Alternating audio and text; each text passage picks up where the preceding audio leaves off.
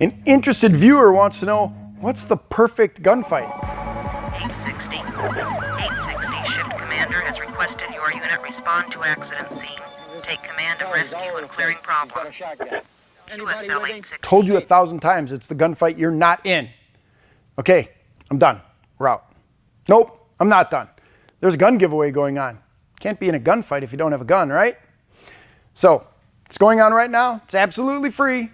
All you got to do is click on the link down below to learn which brand new gun you could win.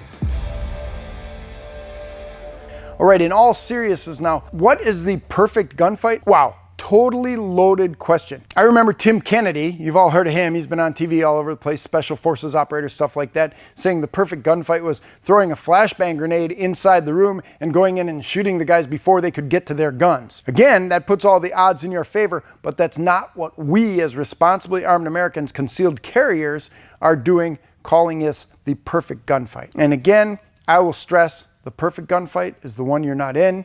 Avoid it. Get out of the way. Don't go to areas where you think you're going to get in a gunfight. Do everything you can to keep from getting in a gunfight, because to fight is to risk death. Remember, not every good guy wins the gunfight.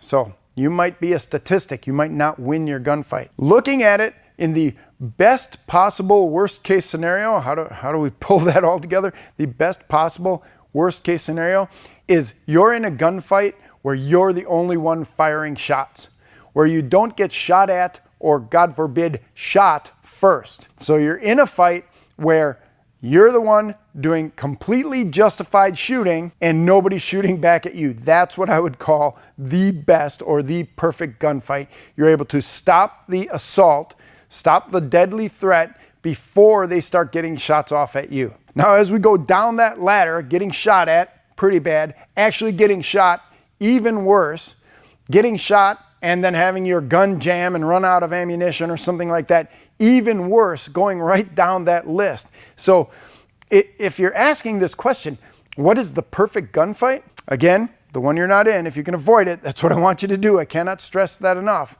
If you can win that gunfight before the danger escalates to the point where you're really close to getting hurt, we want to stop that gunfight as quickly as we can. As it goes on down the line, if you have done something or failed to do something with your firearm so that gun doesn't function, if you're carrying on an empty chamber, if you haven't maintained and cleaned your gun and it doesn't function, if you have bad ammunition or bad magazines or something like that, some way that you haven't tested your gun and now your gun doesn't work, now you are in the worst possible gunfight because you need your gun and you don't have it. So, you know, when you send in a question and you ask me what's the perfect gunfight, wow, I don't want to be in any gunfight. Honestly, if I know there's a gunfight happening next Wednesday, I got something better to do. I'm going to be somewhere else. I'm not going to be where that gunfight is going to happen. I want to avoid that. But I also want to be able to end the gunfight as quickly as possible, because the longer it goes on, the greater chance I have of getting hurt or someone I love getting hurt. It's a true story of self-defense. We interviewed an armed Lyft driver who was carjacked to help answer these questions. Should I carry a gun while driving? And what does a carjacking actually look like? Just click the video next to me to watch this must-see interview.